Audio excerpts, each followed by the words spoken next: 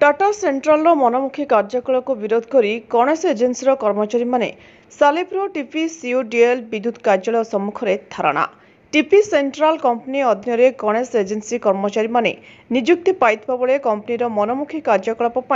Agency कर्मचारी मानकु विदा करिछि चाकरीरु। विद्युत बकेया अर्थ आदाय करने को गणेश एजेन्सी को नियुक्ति करछि। हेले विद्युत उपभोक्ता बकेया बिल पैठ न कले विद्युत तार काटी विच्छिन्न करने को कंपनी गणेश एजेन्सी को नियुक्ति करिछि। एपटे गणेश एजेन्सी कर्मचारी विद्युत तार काटी विच्छिन्न कला बेले गाँव में लोकों आक्रोश शिकार होउछंती। कंपनी कर्तृपक्ष कर्मचारी को सुरक्षा दे पाउनाही। फल गणेश एजेन्सी कर्मचारी माने विद्युत काटिबारे विफल हेबारु कंपनी 11 जन को काढ़ी देथिबार अभियोग करछंती गणेश एजेन्सी कर्मचारी माने। यार प्रतिवाद में गणेश एजेन्सी कर्मचारी माने सालेपुर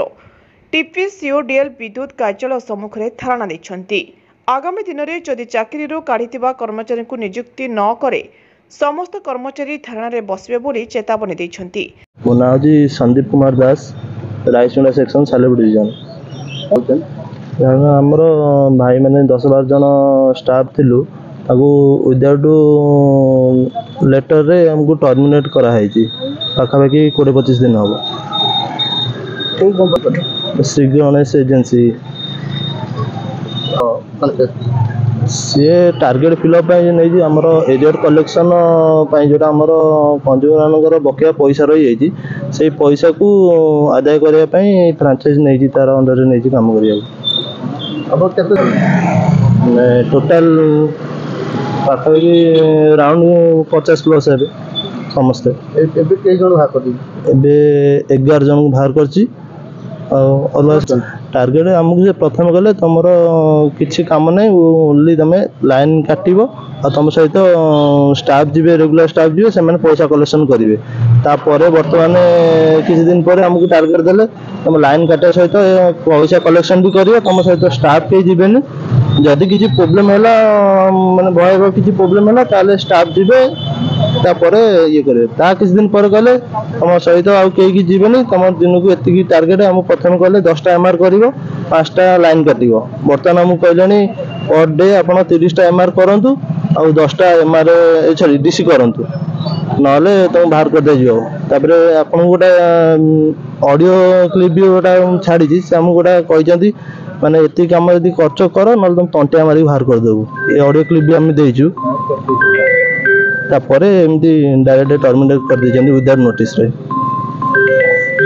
धारणा करछन न सुनले कोन करबे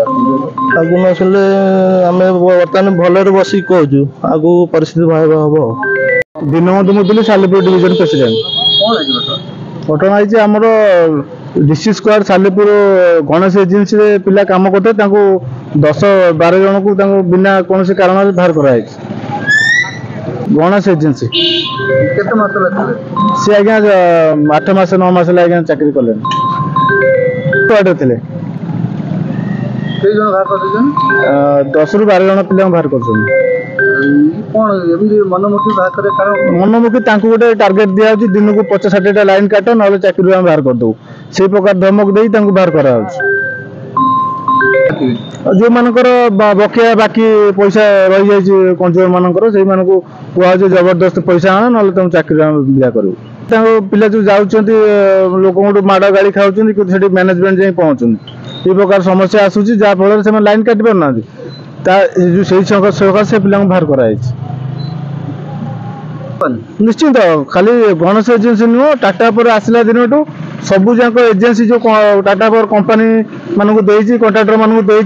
समस्त को निर्यातन ठिका कर्मचारी मान बहुत 10 ରୁ 12 वर्ष है पिला खटिले शेष टाइम किंतु से रेगुलर करा ठिकार दि जाऊँ एजेन्सी हिसाब जो मैंने प्रतिदिन बाली सिमेंट काम कर अधिक पैसा पाँच पिला कि डेली 500-400 टका दे टाटा पर ठकी चलती। आमे चाहूँ जो मानक विदा सालेपुर टर्मिनेशन हो 10 ରୁ 12 जन अलग एजेन्सी भी 3 जन बुधम एजेन्सी पिला बाहर कर पूर्ण थैथान आम धारणा बसु जदि से आज सुधा किसी न शुणते आम आसंता काली समस्त सालेपुर ठिका कर्मचारी माने कार्य बंश आम धरम डिविजन आगे बसू एप्रति सालेपुर जनसाधारण माने असुविधा सम्मुखीन होती टाटा पावर कर्तृपक्ष दायी रहे। सालेपुरରୁ ମହେଶ୍ୱର ବେହେରାଙ୍କ ରିପୋର୍ଟ ଜ୍ୟୋତିପ୍ରଭା ନ୍ୟୁଜ୍।